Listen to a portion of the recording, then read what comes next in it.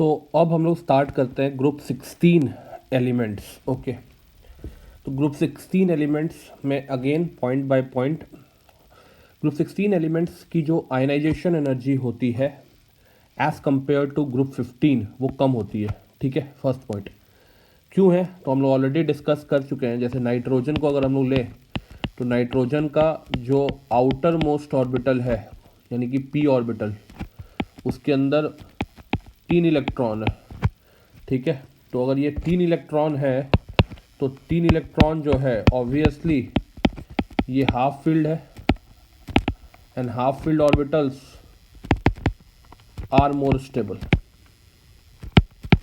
ठीक है, वही अगर हम लोग बात करें, ये ग्रुप 15 की बात है, अगर हम लोग बात करें अबाउट ग्रुप 16 तो ग्रुप 16 में आ जाता है P4, तो वहाँ पे कुछ इस तरह का है, तो नॉट हाफ फील्ड, ये हाफ फील्ड नहीं है। दैट्स वाई जो आयनाइजेशन एनर्जी 1 होगा ग्रुप 15 का 100% आयनाइजेशन एनर्जी 1 ग्रुप 16 से ज़्यादा होगा। ठीक है, आगे बढ़ते हैं हम लोग।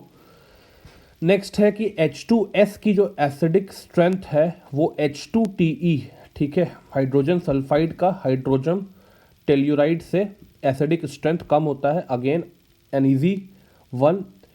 होता क्या है कि जो बॉन्ड एनर्जी है HTE बॉन्ड का, ठीक है, वो अगर हम लोग बात करें वो जो है वो HS बॉन्ड के मुकाबले कम होता है, जिसकी वजह से ये हाइड्रोजन आसानी से लिबरेट कर सकता है। ठीक है, इसलिए H2S जो होता है वो लेस एसिडिक होगा H2TE से। H2S acts as reducing agent while SO2 acts as both. तो H2S की अगर हम लोग बात करते हैं तो H2S में सल्फर की जो मिनिमम ऑक्सीडेशन स्टेट है वो -2 है, यानी इससे नीचे वो अब नहीं जा सकता है। ठीक है, क्योंकि सल्फर का जो रेंज है वो -2 से +6 है। तो अगर ये इससे नीचे रिड्यूस नहीं हो सकता है तो सीधी सी बात है कि जाहिर से इसके पास एक ही ऑप्शन है, and that option is obviously to oxidise itself and therefore it behaves as reducing agent. जबकि SO2 की अगर हम लोग बात करें तो उसमें सल्फर +4 में है और ये -2 से भी जा सकता है, +6 में भी जा सकता है। सो H2S इज ओनली रिड्यूसिंग, लेकिन SO2 जो है वो दोनों है। H2S is acidic while H2O is neutral. ठीक है, तो it is again a simple question, आप लोग इसको देख लें। HH बॉन्ड यहाँ पे वीकर है, ठीक है, due to the large size of sulphur, so proton release easy होगा H2S के लिए। SF6 जो है is known but SH6 does not exist. ये इसलिए क्योंकि फ्लोरीन जो है ये स्ट्रॉन्ग ऑक्सीडाइजिंग एजेंट होता है और ये सल्फर को मैक्सिमम ऑक्सीडेशन स्टेट तक ऑक्सीडाइज कर सकता है, या आप ऐसे भी कह सकते हैं कि फ्लोरीन सल्फर के इलेक्ट्रॉन को एक्साइट करके, ठीक है, उसके अंदर 6 अनपेयर्ड इलेक्ट्रॉन क्रिएट कर सकता है। ठीक है, क्योंकि उसकी इलेक्ट्रोनेगेटिविटी ज़्यादा होती है, लेकिन हाइड्रोजन जो है ये काम नहीं कर सकता क्योंकि उसकी इलेक्ट्रोनेगेटिविटी तो सल्फर से भी कम है, तो वो उसके इलेक्ट्रॉन को अनपेयर या एक्साइट नहीं कर पाएगा। Compound of fluorine and oxygen is fluoride of oxygen, not oxide of fluorine. ठीक है, अब ऐसा क्यों है? सिंपल सी बात है कि फ्लोरीन जो है वो इलेक्ट्रोनेगेटिव ज़्यादा है ऑक्सीजन से, यानी कि आप हम लोग कभी भी H2O को हाइड्रोजन ऑक्साइड बोलते हैं, बट हम OF2 को या O2F2 को कभी भी फ्लोरीन ऑक्साइड या डाईफ्लोरीन ऑक्साइड नहीं बोलते हैं। ठीक है, ये इसलिए क्योंकि यहाँ पे ऑक्साइड उसी का बनेगा, ठीक है, या अनायन उसी के बनेंगे जिसके की इलेक्ट्रोनेगेटिविटी ज़्यादा होगी। तो यहाँ फ्लोरीन की इलेक्ट्रोनेगेटिविटी ज़्यादा है ऑक्सीजन से, तो F is more electronegative than oxygen. That's why compound of F and O is fluoride of oxygen and not oxide of fluorine. Next आता है HCl6 not known but SF6 is known. F जो है मैंने पहले ही बात की कि F जो है स्ट्रॉन्ग ऑक्सीडाइजिंग एजेंट है, ये S के इलेक्ट्रॉन को एक्साइट कर सकता है और सल्फर को ऑक्सीडाइज करके +6 पे ले जा सकता है। क्लोरीन की इलेक्ट्रोनेगेटिविटी फ्लोरीन से थोड़ी कम है और उसकी साइज भी थोड़ी बड़ी है। ठीक है, सो स्टीरिक रिपल्शन होने का चांसेस जो है वो SS6 में HCl6 में ज़्यादा है, जिसकी वजह से HCl6 is not known but SF6 is known. फिर आता है कि SF6 is used as gaseous insulator. ठीक है, ये ध्यान में रखिएगा थोड़ा सा। It is due to the thermal stability of SF6 and because it is also chemically inert. फिर अगर हम लोग आगे बढ़ते हैं तो SF6 is not easily hydrolysed. SF6 को हम लोग हाइड्रोलाइज नहीं कर सकते हैं। तो यहाँ हम लोग पहले ही बात कर चुके हैं कि इट इज स्टीयरली, इसके चारों तरफ फ्लोरीन है। ठीक है, 6 फ्लोरीन एटम्स है और ये H2O मॉलिक्यूल को अलाउ नहीं करता है कि ये सल्फर एटम के साथ ये कर सके, इंटरैक्ट कर सके। ठीक है, तो S 10th पॉइंट जो है, S exhibits catenation property but not Fe। ठीक है, इसका तो भैया एक यूनिवर्सल आंसर है कि कैटिनेशन प्रॉपर्टी वही ज़्यादा अच्छा से शो करेगा जिसका सिंगल बॉन्ड स्ट्रेंथ जो है वो ज़्यादा होगा। तो यहाँ पे वही चीज़ लिखा भी हुआ है, single bond is much stronger than SE bond. ठीक है, तो ये सब कॉमन क्वेश्चंस के कॉमन आंसर्स होते हैं, ध्यान रखिएगा। फिर आते हैं हम लोग पॉइंट नंबर 11 पे, sulphur disappears when boiled with Na2SO3। तो why sulphur disappears? Because when it reacts with Na2SO3 it forms a compound Na2H2O3. This reaction is very important and the compound is known as sodium thiosulfate. Sodium thiosulfate। ठीक है, इसका structure, ठीक है, is important. Structure देखिएगा आप लोग, structure is important. ठीक है, इसको हाइपो भी हम लोग बोलते हैं टाइट्रेशन में, इसको हम लोग हाइपो भी बोलते हैं। Okay, H2O is liquid but H2S is gas. Again simple one, O is electronegative so there is intramolecular hydrogen bonding in water so it is liquid. H2 simple सी बात है, हाइड्रोजन बॉन्डिंग फॉर्म कर सकता है और H2S नहीं कर सकता है। Ozone is powerful oxidising agent. ठीक है, तो ये ऐसा है क्योंकि O3 जो है वो आपका नेसेंट ऑक्सीजन दे सकता है, इसलिए पावरफुल ऑक्सीडाइजिंग एजेंट है। अगर हम लोग बात करें तो second dissociation, point number 14, Ka2 यानी second dissociation constant is less than first dissociation constant for H2SO4 in water. तो ये तो किसी भी एसिड का होगा बट H2SO4 के केस में ये कुछ ज़्यादा ही कम हो जाता है Ka2 Ka1 से। तो क्योंकि उसका सेकेंड प्रोटॉन वो इजीली रिलीज नहीं कर पाता है, HSO4- जो है इससे सेकेंड प्रोटॉन इजीली रिलीज नहीं हो पाता है, जिसकी वजह से इसका Ka2 काफ़ी कम हो जाता है Ka1 से। फिर हम लोग बात करते हैं O2 is gas but sulphur is solid. तो ड्यू टू स्मॉलर साइज, ठीक है, ऑक्सीजन का स्मॉलर साइज है, सल्फर की साइज बड़ी है। ठीक है, एंड अगर हम लोग बात करें कि oxygen P multiple bond form कर सकता है और ये डिस्क्रीट डायटोमिक मॉलिक्यूल के फॉर्म में एग्जिस्ट करता है, तो वेन डर वाल्स फोर्सेस ऑफ अट्रैक्शन भी O2 के अंदर कम होते हैं। सल्फर के अंदर हम लोग बात करें तो वेन डर वाल्स फोर्सेस ऑफ अट्रैक्शन जो है वो ज़्यादा होंगे, जैसा कि केस था 15 में N2 और फॉस्फोरस के बीच में। तो ये भी common question, common answer.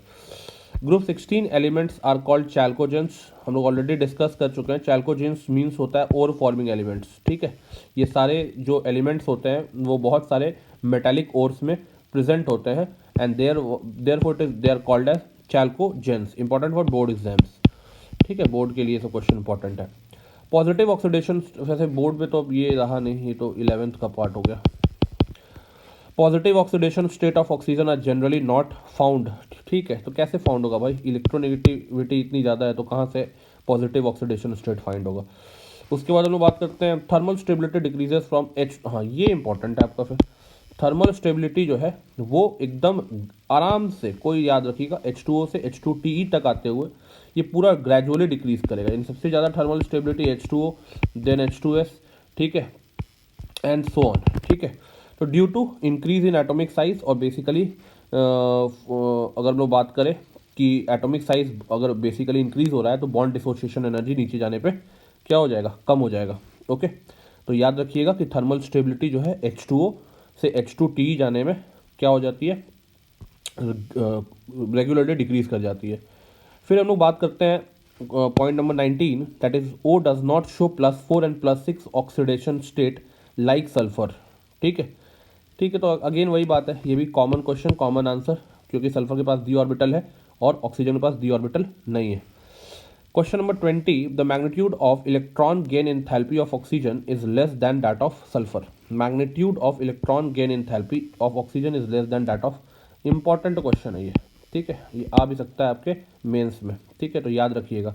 Electro gain enthalpy जो होता है यानी डेल्टा HEG जो होता है वो आपका ऑक्सीजन का कम होता है डेल्टा HEG ऑफ, ठीक है, सल्फर। ये इंपॉर्टेंट क्वेश्चन है। तो ये अगेन मैंने बता दिया था आपको कि small size of oxygen there is inter electronic repulsion, तो उससे क्या होगा कि आप अगर नया कोई इलेक्ट्रॉन ऐड करेंगे तो ऑक्सीजन में उसको पहले से मौजूद इलेक्ट्रॉन की जो है उससे ज़्यादा रिपल्शन मिलेगा, क्योंकि ऑक्सीजन में इलेक्ट्रॉन डेंसिटी ज़्यादा है, ठीक है, इलेक्ट्रॉन डेंसिटी ज़्यादा है तो उसको रिपल्शन भी ज़्यादा मिल रहा है, इनकमिंग इलेक्ट्रॉन को रिपल्शन ज़्यादा मिल रहा है। लेकिन ये सब केस में एप्लीकेबल नहीं है, इनऑर्गेनिक है भैया, हर लॉजिक हर जगह मत लगा दीजिएगा। 21, among the hydrides of group 16 water shows unusual properties, ठीक है। क्यों ऐसा होता है भैया, तो हाइड्रोजन बॉन्डिंग कर सकता है वाटर, इसलिए ऐसा होता है। Sulphur exhibits catenation but not oxygen, again वही घिसा पिटा सवाल, सल्फर सल्फर बॉन्ड स्ट्रॉन्गर है, ऑक्सीजन ऑक्सीजन बॉन्ड वीकर है, सिंगल बॉन्ड स्ट्रेंथ ज़्यादा होगा, कैटिनेशन प्रॉपर्टी ज़्यादा होगा। इसको तो अब आप लोग याद ही कर लीजिए। फिर हम लोग आते हैं नेक्स्ट पॉइंट पे, that is 23rd point, tendency to show -2 oxidation state diminishes from oxygen to polonium in group 16। तो जाहिर सा बात है इलेक्ट्रोनेगेटिविटी घट रहा है तो -2 बनाने की जो टेंडेंसी है वो आपकी घटती चली जाएगी। फिर हम लोग बात करें O2 is paramagnetic although it has even number of electrons. तो ये MOT में हमने डिस्कस किया हुआ था, ठीक है, कि इसके पास अनपेयर्ड इलेक्ट्रॉन्स होते हैं एंटी बॉन्डिंग मॉलिक्यूलर ऑर्बिटल्स में, ठीक है, तो ये ध्यान में रखिएगा। उसके बाद हम लोग बात करते हैं sulphur in vapour state exhibits paramagnetism, ये इंपॉर्टेंट हो गया। फिर आपका in vapour state sulphur partially exist as H2 molecule and like O2 it has unpaired electron in antibonding pi star का मतलब antibonding pi orbitals, therefore in the vapour state sulphur जो है वो paramagnetism exhibit करता है। फिर हम लोग बात करते हैं SF6 is less reactive than SF4।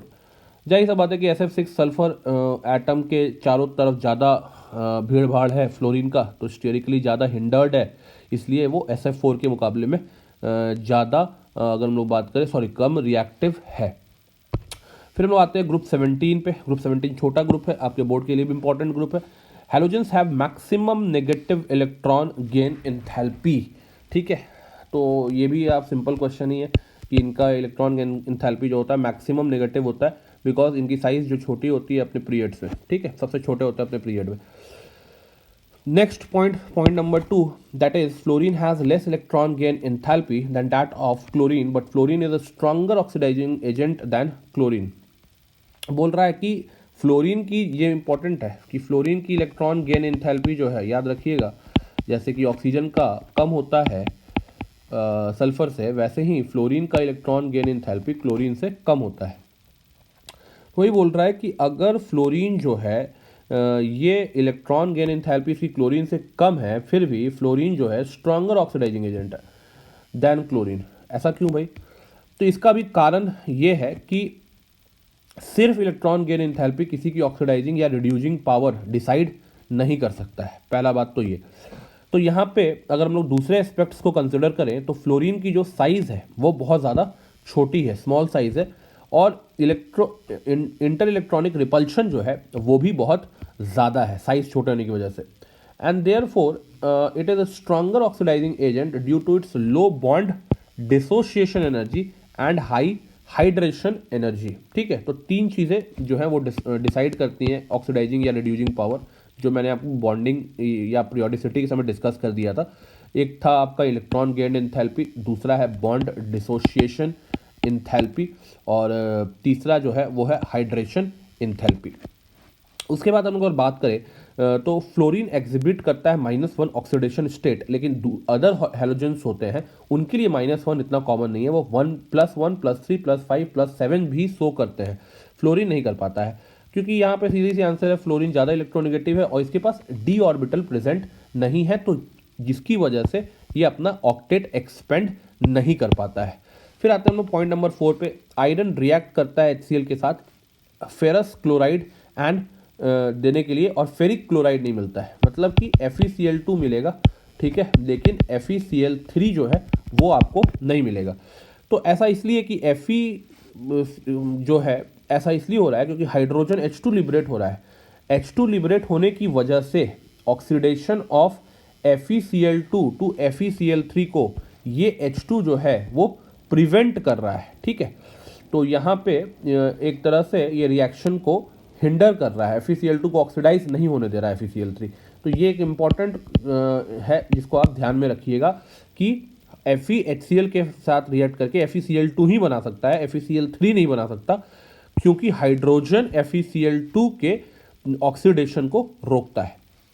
फिर हम लोग बात करें अगर fifth point, that is bond dissociation energy of F2 is less than Cl2, ठीक है। तो अगेन वही बात है कि फ्लोरीन में इंटर इलेक्ट्रॉनिक रिपल्शन जो होंगे वो ज़्यादा होंगे, क्योंकि साइज छोटा, लोन पेयर जो है डेंसिटी ज़्यादा, वही वाला पॉइंट N2 के अंदर, और आपके अगर हम बात करें सल्फर के अंदर, वही वाला पॉइंट यहाँ पे भी चिपका दो, जो कि यानी common answer, common question, common answer, ऐसा बहुत सारा क्वेश्चन आपको मिलेगा। Fluorine does not undergo disproportionation, कहाँ से शो करेगा, -1 पे जा सकता है। Disproportionation means oxidation reduction, fluorine being the most electronegative element undergoes only reduction but not oxidation, ठीक है। अगेन NO डाइमराइजेज, NO डाइमराइज करता था, याद होगा आपको, NO2 बनाता था, बट Cl2O डज नॉट। तो NO क्यों डाइमराइज करता था, क्योंकि अनपेयर्ड इलेक्ट्रॉन थे, अनपेयर्ड इलेक्ट्रॉन को वो चाहता था पेयर अप करने, ठीक है। NO is odd electron species, वही यहाँ पे लिखा भी हुआ है। So its complete its octets by dimerisation, ठीक है। तो ऐसे क्वेश्चन भी चिपका सकता है। तो ये सोचो कि NO क्यों डाइमराइज कर रहा है, Cl2O में ऐसा कोई कहानी नहीं बन रहा है। ब्लीचिंग बाय Cl2, ये इंपॉर्टेंट क्वेश्चन है again. Bleaching by Cl2 is permanent but by SO2, point number 8, bleaching by Cl2 is permanent but by SO2 it is temporary. अगर कुछ ब्लीचिंग का काम हम लोग कराते हैं क्लोरीन को लेके तो वो परमानेंट है, लेकिन अगर SO2 यूज करते हैं तो दैट इज टेम्प्रोरी। तो this is because Cl2 bleaches by oxidation, ठीक है, while SO2 does it by reduction. कहने का मतलब ये है कि जो ब्लीचिंग एक्शन क्लोरीन शो करता है वो ऑक्सीडाइज करके, ठीक है, ऑक्सीडेशन करके शो करता है, लेकिन SO2 जो है वो जो ब्लीचिंग आपका एक्शन शो करता है that is by reduction. The reduced product gets oxidise again in air and the colour returns. अब आपको पता है कि कोई भी चीज़ अगर ब्लीच हो रही है तो उसका ऑक्सीडेशन होना बहुत ज़रूरी है, ठीक है। तो ऑक्सीडेशन जो हो, अगर वो हो चुका है तो फिर वो ब्लीच हो गया, ठीक है। तो अगर हम लोग बात करते हैं यहाँ पे, तो क्लोरीन का जो ब्लीचिंग एक्शन है वो ऑक्सीडेशन की वजह से है। तो जो चीज़ ऑक्सीडाइज ऑलरेडी हो गई वो एयर में भी जाके वो रिड्यूस नहीं होने वाली है, लेकिन SO2 जो अपनी ब्लीचिंग एक्शन शो कर रहा है, that bleaching action is due to reduction, वो रिडक्शन की वजह से है, एंड जिसकी वजह से the reduced product gets oxidise again in air and the colour returns. तो जो रिड्यूस्ड प्रोडक्ट है अगर वो एयर कॉन्टैक्ट में आता है तो अगेन वो धीरे धीरे क्या होता है, ऑक्सीडाइज हो जाता है, जिसकी वजह से अगेन जो कलर है वो वापस लौट आते हैं।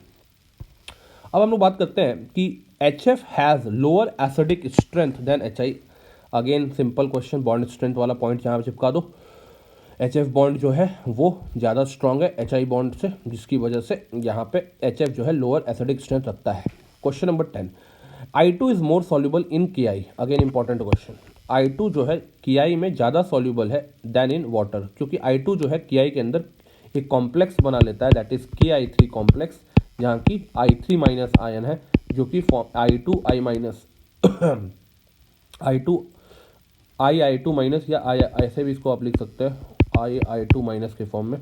तो इसकी वजह से KI3 एक कॉम्प्लेक्स फॉर्म कर लेता है, ठीक है। I2 जो है एक कॉम्प्लेक्स फॉर्म कर लेता है, दैट इज KI3, जिसकी वजह से ये सॉल्युबल है KI में, बट वाटर में ऐसा कोई भी बात नहीं है। HClO is stronger acid than HIO। Simple question, chlorine जो है सेंट्रल एटम ज़्यादा इलेक्ट्रोनेगेटिव है, जब सेंट्रल एटम ज़्यादा इलेक्ट्रोनेगेटिव हो जाएगा तो आपकी ऑब्वियस सी बात है एसिडिक स्ट्रेंथ बढ़ जाएगी।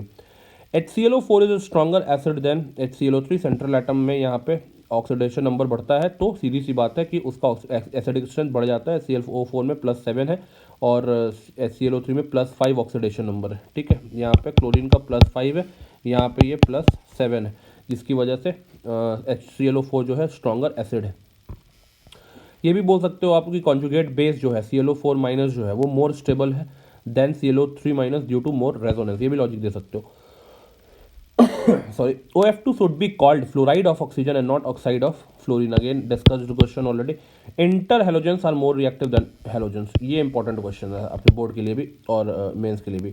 Interhalogens more reactive because they are polar. HF is stored in wax coated glass bottle. Again important one. Gas coated wax coated glass bottle में इसलिए करते हैं क्योंकि HF जो है वो अल्कली के प्रेजेंस में जो है, अगर हम लोग बात करें ग्लास के सरफेस पे जो अल्कली जमा हो जाती है उससे ये रिएक्ट कर सकता है, इसलिए इसको वैक्स कोटेड ग्लास बॉटल में रखा जाता है। तो HF रिएक्ट करता है अल्कली जो ग्लास के ऊपर जम जाती है, अल्कली ऑक्साइड्स, अल्कलाइन ऑक्साइड्स, उनसे रिएक्ट कर सकता है। ताकि तो इसी रिएक्टिविटी को प्रिवेंट करने के लिए हम लोग इसको वैक्स कोटेड ग्लास बॉटल में रखते हैं। फिर हम लोग बात करते हैं कि MF is more ionic than MCl। MF जो है आपका वो ज़्यादा आयनिक है MCl से, ठीक है। तो सिंपल सी बात है कि F माइनस स्मॉलर है Cl माइनस से and hence it is less polarisable. यहाँ पे सीधा कुछ नहीं लगाओ, फजांस रूल लगा दो, ठीक है, कि अगर अनायन छोटा हुआ तो वो ज़्यादा बहकेगा नहीं, मतलब ज़्यादा पोलराइज नहीं होगा, और जो कम बहका उसका सीधी सी बात है आयनिक कैरेक्टर मजबूत होगा और कोवलेंट कैरेक्टर जो होगा वो ज़्यादा हो जाएगा। बहकोगे तो कोवलेंट हो जाओगे। Cl2 प्लस Ki ये जो है अगर हम लोग बात करें तो यहाँ कुछ ब्राउन कलर आपको ऑब्टेन होगा, but excess Cl2 turns it colourless, यानी Cl2 को जब Ki में मिलाओगे तो ब्राउन कलर का सॉल्यूशन मिलेगा, लेकिन एक्सेस Cl2 लोगे तो इट बिकम्स कलरलेस। ये मैं आपके लिए छोड़ रहा हूँ होमवर्क फॉर यू गाइस कि इसका आंसर पता करिए। फिर अगर हम बात करते हैं कि HClO3 जो है इज स्ट्रॉन्गर देन H2SO4, तो क्लोरीन की इलेक्ट्रोनेगेटिविटी अगर हम लोग बात करें तो वो आपकी सल्फर से ज़्यादा है। फिर हम लोग बात करते हैं, ठीक है, इसमें सारे पॉइंट्स लगभग हो गए हैं, हाँ ठीक है। तो यहाँ पे आप ये भी बोल सकते हैं या फिर आप रेजोनेंस लगा दीजिए कि ClO4 माइनस जो है यानी कॉन्जुगेट बेस ऑफ HClO4 वो ज़्यादा स्टेबल है SO4 2 माइनस पे, ठीक है, मोर रेजोनेंस स्टेबलाइज्ड। तो अगर आपका स्ट्रक्चर इसका देखते हैं तो इसका स्ट्रक्चर कुछ इस तरह से होता है। तो यहाँ पे ज़्यादा एक्सटेंट ऑफ रेजोनेंट है और यहाँ पे जो एक्सटेंट ऑफ रेजोनेंस है वो कम है, जिसकी वजह से ये जो है आपका नेगेटिव चार्ज आप देख सकते हैं कि 4 ऑक्सीजन पे डीलोकलाइज हो सकता है। यहाँ 2 नेगेटिव चार्ज जो है वो 4 ऑक्सीजन पे डीलोकलाइज होगा। तो कम चार्ज ज़्यादा डीलोकलाइजेशन, ज़्यादा चार्ज कम डीलोकलाइजेशन, देयरफॉर SO4 2 माइनस की स्टेबिलिटी जो है वो ClO4 माइनस से कम है, ठीक है। तो जिसकी वजह से HClO4 ज़्यादा स्ट्रॉन्ग एसिड हुआ H2SO4 से। फिर आता है पॉइंट नंबर 19 पे, that is ClF3 exist but FCl3 does not exist. तो कहाँ से एग्जिस्ट करेगा? क्लोरीन के पास जो है अगर हम लोग बात करें तो फ्लोरीन जो है वो स्मॉलर है और क्लोरीन के इलेक्ट्रॉन को एक्साइट कर सकता है, ठीक है, बट क्लोरीन जो है वो फ्लोरीन के इलेक्ट्रॉन्स को एक्साइट नहीं कर सकता है एंड कैनॉट अकोमोडेट। यही बात है कि F is smaller in size and cannot accommodate 3 chloride ion due to steric factor. दो रीजन है, एक रीजन जो मैंने आपको ओरली बता दिया, एक रीजन लिखा हुआ है। HF is less volatile than HCl, ठीक है। तो HF में इंटरमोलिकुलर हाइड्रोजन बॉन्डिंग जो है प्रेजेंट है, बट HF मॉलिक्यूल जो है एक दूसरे से एसोसिएटेड रहते हैं, तो इनका जो बॉइलिंग पॉइंट होता है वो ज़्यादा होता है। तो जब इनका बॉइलिंग पॉइंट आपका ज़्यादा होगा HF मॉलिक्यूल का, तो ऑब्वियस सी बात है कि ये क्या होगा, लेस वोलाटाइल होगा HCl के मुकाबले। तो HF में हाइड्रोजन बॉन्डिंग है, ये इंपॉर्टेंट क्वेश्चन है। फिर आता है F form only 1 oxo acid, ये भी इंपॉर्टेंट क्वेश्चन है, ठीक है। F form only 1 oxo acid that is HOF। तो again it is because fluorine के अंदर बेटा कोई भी d ऑर्बिटल नहीं है, जिसकी वजह से वो बाकी हेलोजन जितना मजे नहीं ले सकता है। 22 oxygen form hydrogen bonding, chlorine does not. तो यार ज़्यादा इलेक्ट्रोनेगेटिव होगा वो ज़्यादा हाइड्रोजन बॉन्ड फॉर्म करेगा, बट क्लोरीन जो है वो हाइड्रोजन बॉन्डिंग फॉर्म करता है कुछ ऑर्गेनिक कंपाउंड्स में, इनऑर्गेनिक कंपाउंड्स में नहीं करता है, ऑर्गेनिक कंपाउंड में कुछ में करता है। हैलोजेंस आर कलर्ड, तो यहाँ पे due to absorption of radiation from visible region. Iodine form I3- but fluorine does not form F3-। तो क्योंकि फ्लोरीन F3- कहाँ से बना पाएगा, स्मॉल साइज है, रिपल्शन ज़्यादा है होता है। आयोडीन इसलिए बना पाता है क्योंकि इसमें रिपल्शन जो है वो कम है, ठीक है, साइज बड़ा है। क्वेश्चन 25 अगर हम लोग बात करें तो HI can not be prepared by heating KI with concentrated H2SO4। ये भी इंपॉर्टेंट है, ये आप लोग का होमवर्क रहेगा। The magnitude of electron gain enthalpy of fluorine is less than that of Cl। Again हम लोग बात कर चुके हैं 15, 16, 15, 16, 17, ठीक है, सब में यही चीज़ एप्लीकेबल होता है कि जो आपका इलेक्ट्रॉन गेन इंथैल्पी है फ्लोरीन का, ऑलरेडी मैंने डिस्कस कर लिया है कि ये क्लोरीन से आपका कम होगा। फिर हम लोग बात करते हैं कि फ्लोरीन जो है is stronger oxidising agent than chlorine though it has lower electron gain enthalpy, ठीक है। तो ऐसा इसलिए है क्योंकि इसकी जो रिडक्शन पोटेंशियल वैल्यू है वो और बॉन्ड डिसोसिएशन एनर्जी और हाइड्रेशन एनर्जी पे भी डिपेंड करती है। मैंने पहले ही बात कर लिया ये चीज़ पे कि किसी भी चीज़ की जो ऑक्सीडाइजिंग या रिड्यूसिंग पावर होती है वो आपकी तीन चीज़ों पे डिपेंड करती है, hydration enthalpy, bond dissociation enthalpy, as well as the electron gain enthalpy, bond dissociation energy and sublimation energy always also. So यहाँ पे जो बॉन्ड डिसोसिएशन एनर्जी जो है फ्लोरीन का वो कम है एंड इसकी हाइड्रेशन इंथैल्पी बहुत ज़्यादा है, जिसकी वजह से फ्लोरीन जो है एक स्ट्रॉन्ग ऑक्सीडाइजिंग एजेंट की तरह बिहेव करता है। ये भी इंपॉर्टेंट क्वेश्चन है, बार बार हर ग्रुप में लगभग ये रिपीट हुआ है। एसिडिक स्ट्रेंथ जो है वो ये है, बॉन्ड स्ट्रेंथ वाला फंडा, HI बॉन्ड सबसे वीक तो HI सबसे strong acid, then HBr, then HCl and then HF, ठीक है। फिर आते हैं हम लोग ग्रुप 18 के कुछ इंपॉर्टेंट पॉइंट्स पे। Helium neon do not form compound with fluorine, ठीक है, तो ये इसलिए क्योंकि इनकी जो आयनाइजेशन एनर्जी है वो ज़्यादा है।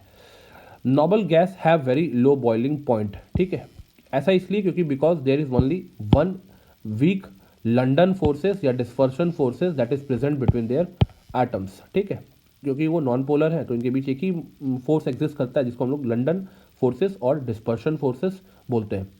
ये क्वेश्चन आपका फिर इंपॉर्टेंट हो जाता है कि hydrolysis of XeF6 is not a redox reaction because the product जो कि ये बनाता है वो XeO4 है, XeO2F2 है and the Xe has the same oxidation number that is +6 as in XeF6।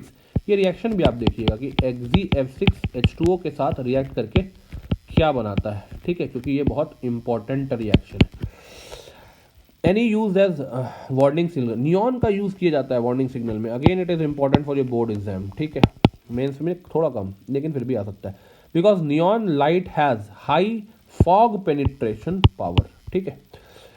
फिर हम लोग बात करते हैं noble gases form compounds only with fluorine and oxygen, why, because fluorine oxygen बहुत ज़्यादा इलेक्ट्रोनेगेटिव है, ये किसी को भी एक्साइट कर सकते हैं लेकिन बाकी सब उतने पावरफुल नहीं है। मोदी जी सब कोई नहीं है, इसलिए सारे लोग मोदी है तो मुमकिन है, तो फ्लोरीन एंड ऑक्सीजन है तो आपका बात करें अगर हम लोग तो फ्लोरीन और ऑक्सीजन की वजह से नोबल गैस भी कंपाउंड बनाने में सक्षम है, तो ये लोग मोदी है, मोदी किसी को एक्साइट करवा देते हैं।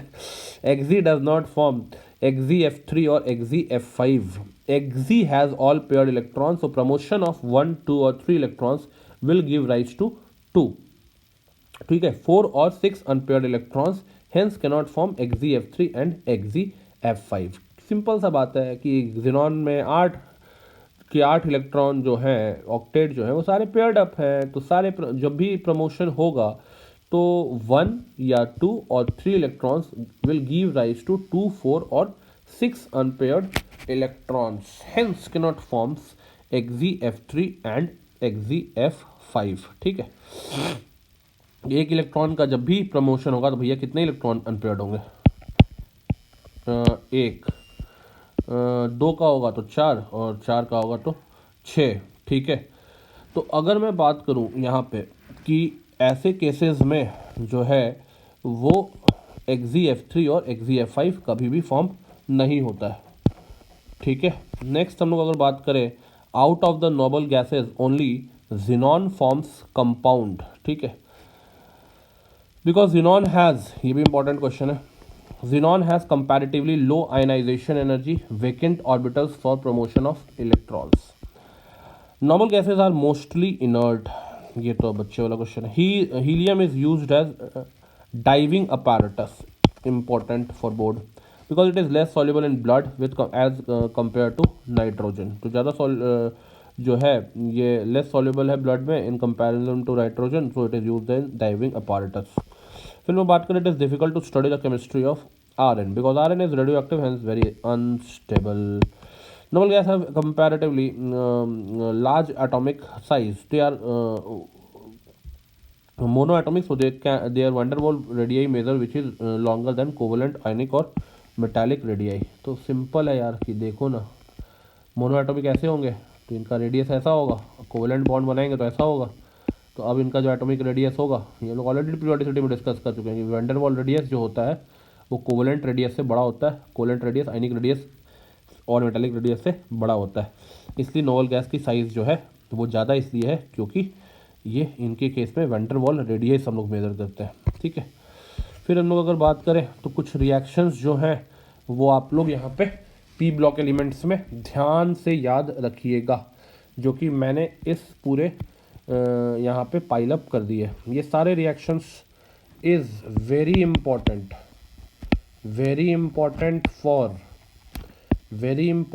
For JEE mains and advanced, ठीक है। इसमें थोड़ा सा ध्यान रखिएगा कि लगभग all are correct, but verify it from books also, because some typing error हो सकता है, some typing error may be present, ठीक है। तो ये जो है कितने रिएक्शंस हैं आप टोटल आप देख सकते हैं, ये टोटल आपके 83 रिएक्शंस हैं पी ब्लॉक में जो आपको याद रखने हैं। अब इसमें से भी मैं कुछ आपके लिए हाईलाइट कर देता हूं कि कौन कौन से आप लोग याद रखिएगा, ज़्यादा इंपॉर्टेंट रिएक्शन है। एक तो ये वाला पहला ही वाला, दैट इज़ द, अगर हम लोग बात करें तो डिसप्रपोर्शनेशन रिएक्शन, ठीक है। ये रिएक्शन जो है वो आप भूल नहीं सकते किसी भी तरह से, ये रिएक्शन आपको याद रखना है, ठीक है। फिर से second reaction is also important, यानी सब रिएक्शन जो मैंने डाला है वो एग्ज़ाम पॉइंट ऑफ व्यू से बहुत ज़्यादा इम्पॉर्टेंट है। ये रिएक्शन फिर आपका इम्पॉर्टेंट है, and this reaction is also very important, ठीक है, कि NH अमोनियम डाइक्रोमेट हीट करने के बाद क्या देता है, ठीक है। तो ये प्रोडक्ट तो अभी ही याद कर लीजिए, नाइट्रोजन N2 मिलता है, H2O मिलता है और Cr2O3 मिलता है। इसके अलावा अगर हम लोग बात करें तो ये आपका एक रिएक्शन है NH3 का ऑक्सीडेशन, ठीक है। ये इंपॉर्टेंट रिएक्शन है, ये आपको एकदम कभी भी भूलना नहीं है। ये रिएक्शन कॉपर का डाइल्यूट HNO3 के साथ और कॉन्सनट्रेटेड HNO3 के साथ, ठीक है, जिंक का डाइल्यूट के साथ कॉन्सनट्रेटेड के साथ, ठीक है, ये आपको याद रखना है। अब यहाँ पे एक पॉइंट आप नोट करिएगा कि जब भी आपका एसिड जो है वो कॉन्सनट्रेटेड है, जब भी एसिड आपका कॉन्सनट्रेटेड है, तो एक प्रोडक्ट तो आपको पक्का याद रखना है, दैट इज NO2, यानी NO2 गैस लिबरेट होगा ही होगा। लेकिन डाइल्यूट में NO भी हो सकता है लिबरेट, ठीक है। और अगर हम लोग बात करें यहाँ तो डाइल्यूट में NO भी ये हो सकता है लिबरेट, या N2O भी लिबरेट हो सकता है। लेकिन अगर कॉन्सनट्रेटेड एसिड है तो NO2 ही लिबरेट होगा, चाहे कोई भी आप लोग मेटल ले लो। I2 का भी अगर हम लोग बात करें तो ये कॉन्सनट्रेटेड के साथ रिएक्ट करेगा, NO2 देगा, ठीक है। तो ये जो रिएक्शंस हैं HNO3 वाले वो काफ़ी ज़्यादा इम्पॉर्टेंट है, इनको आप लोग ध्यान से आप लोग याद रखिएगा, ठीक है। ये सारे रिएक्शंस इज़ वेरी इम्पॉर्टेंट। फिर हम लोग बात करते हैं बेटा, इतना याद करने के बाद अगर मैं बात करूँ तो ब्राउन रिंग टेस्ट जो है ये अब बहुत ओल्ड क्वेश्चन हो गया, इसलिए बहुत ज़्यादा इंपॉर्टेंट अब नहीं है, क्योंकि ऑलरेडी जेई मेंस में पूछा जा चुका है ये रिएक्शन, ठीक है। ये जेई मेंस में अभी आ चुका है, शायद एडवांस में भी आ चुका है, ठीक है। तो अब ये इतना इंपॉर्टेंट नहीं है, नॉट इम्पॉर्टेंट। अब आ चुका है तो कितनी बार आएगा। एक चीज़ इसमें और याद रख लीजिएगा कि आयरन का ऑक्सीडेशन स्टेट +1 होता है यहाँ पे, ठीक है, और NO जो है वो NO+ के फॉर्म में प्रेजेंट रहता है। फिर हम लोग अगर बात करते हैं तो यहाँ पे एक रिएक्शन आपके लिए और इम्पॉर्टेंट है, जो है फॉस्फोरस जो है अल्कलाइन मीडियम के प्रेजेंस में, ठीक है, अल्कलाइन मीडियम के प्रेजेंस में आपकी डिस्प्रपोर्शनेशन रिएक्शन को शो करती है, ठीक है। तो this reaction is again very important, ये भी रिएक्शन आपका बेटा बहुत इम्पॉर्टेंट है। फिर हम लोग अगर बात करें तो यहाँ पे जो है ये रिएक्शन तो इजी है। हाँ, ये तो आपको पता होना चाहिए कि फॉस्फाइड का हाइड्रोलिसिस होगा तो PH3 बनेगा, ठीक है, या HCl से रिएक्ट करेगा तो आपका PH3 लिबरेट होगा। PH3 मतलब फॉस्फीन गैस, फॉस्फीन गैस का स्मेल आपको मालूम ही है कैसा है भैया, तो बंगाली लोग जानता होगा इसको, रॉटन फिश स्मेल।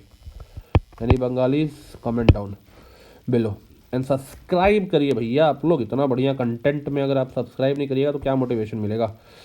उसके बाद अगर हम लोग बात करें तो कुछ PH3 के रिएक्शंस हैं जो कि आपको तो याद तो सारे रखने हैं, लेकिन मैं हाईलाइट करता चला जा रहा हूँ कि which reactions will going to be more important, कौन रिएक्शन आपके ज़्यादा इम्पॉर्टेंट होंगे। तो एक रिएक्शन मुझे और मिला, वो है ये वाला रिएक्शन, ठीक है। इस रिएक्शन को भी आप एकदम मरते दम तक नहीं भूलना चाहिए आपको, ये रिएक्शन सारे, ठीक है। बड़ा मुश्किल से मैंने ये रिएक्शंस आपके लिए तैयार किया है, तो ये रिएक्शंस भी जो हैं आप ध्यान में रखेंगे। उसके बाद अगर मैं बात करूं कि और कौन से रिएक्शंस हैं जो आपको ध्यान में रखने हैं, तो एक ये रिएक्शन भी आप याद रखिएगा, ठीक है। उसके बाद अगर मैं बात करता हूं तो सारे रिएक्शंस तो आपको याद रखने हैं, लेकिन जो कभी भी आपको नहीं भूलना है वो ये सारे रिएक्शंस है मेटल का एसिड्स के साथ, ठीक है। ये सारे रिएक्शंस आपको नहीं भूलने हैं किसी भी तरह से। इंटर हैलोजन कंपाउंड्स के जो रिएक्शंस हैं, ये जो रिएक्शंस मैं बोल रहा हूँ ये आप अभी भी मत भूलिएगा, ये NCERT में भी मेंशन्ड है आपके। मेनली मैंने NCERT को ही बेस रख के ये पूरा सीरीज़ तैयार किया हुआ है। फिर हम लोग आगे बढ़ते हैं, ये वाला जो रिएक्शन है ये भी इम्पोर्टेंट आपका रिएक्शन है। फिर आगे बढ़ो तो जो आप नहीं भूल सकते हो वो रिएक्शन है ये वाला एक रिएक्शन है, ठीक है, जो हम लोग आपको बहुत सारा बैलेंसिंग सिखाते थे तो बताते थे। इसके बाद again this two reactions very very important, पूछा जा चुका है मेंस में अब, ठीक है, प्रिडिक्शन अब, लेकिन ऐसा नहीं है कि फिर से नहीं पूछा जा सकता है। तो दीज इज़ वेरी इंपॉर्टेंट, ये दोनों रिएक्शन ही मैं खोज रहा था, कोल्ड डाइल्यूट NaOH के साथ और हॉट डाइल्यूट NaOH के साथ Cl2 क्या फॉर्म करता है। उसके बाद अगर हम लोग बात करें तो यहाँ पे ये एक रिएक्शन जो है वो ध्यान में रखिएगा आप, सॉरी, ये जो रिएक्शन है वो आप ध्यान में रखिएगा।